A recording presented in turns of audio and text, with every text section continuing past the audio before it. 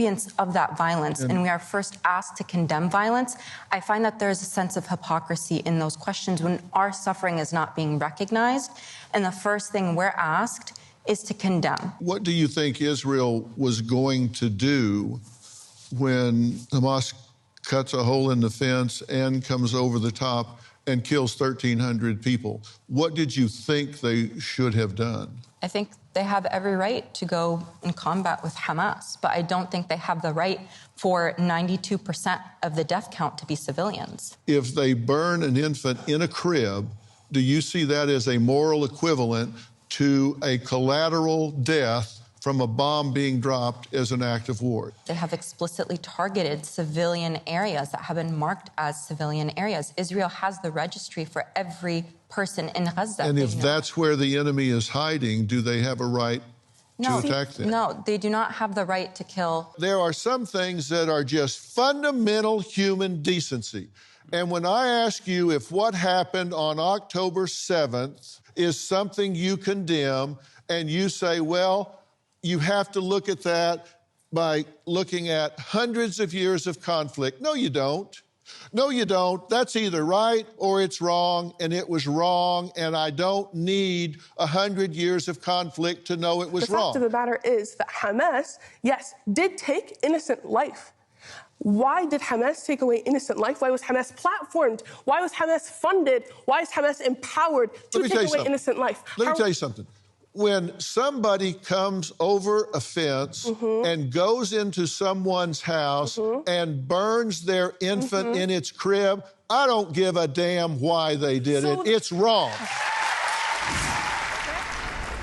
I've read it that the charter of Hamas is to eliminate the Jewish race, beginning with Israel, but not stopping with Israel, wiping them off the face of the earth. Is that true? This is true, but it does not end there. Now we have the problem with the pro-Palestine who are actually giving Hamas cover. They are participants in the crime. In fact, since October 7, I personally don't differentiate between Hamas and what's so-called Palestinians. Because actually there is no Palestinians.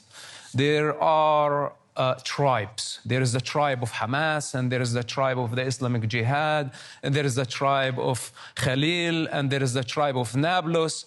And each one has different interests, and all of them are conflicted. If they did not have Israel as the common enemy, they would kill each other. This is the reality of what's so-called Palestine.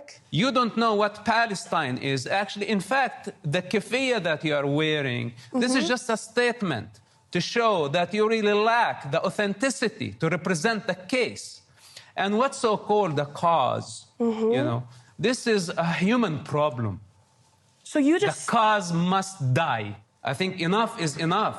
And now it's proven, and you are helping Hamas to prove it to the world, that Palestine depends on the destruction of the state of Israel.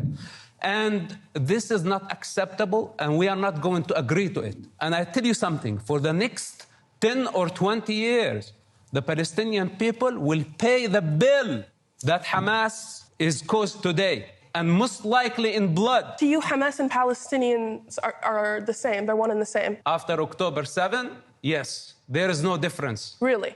The vast majority of the Palestinian people support Hamas. Really? This is a fact.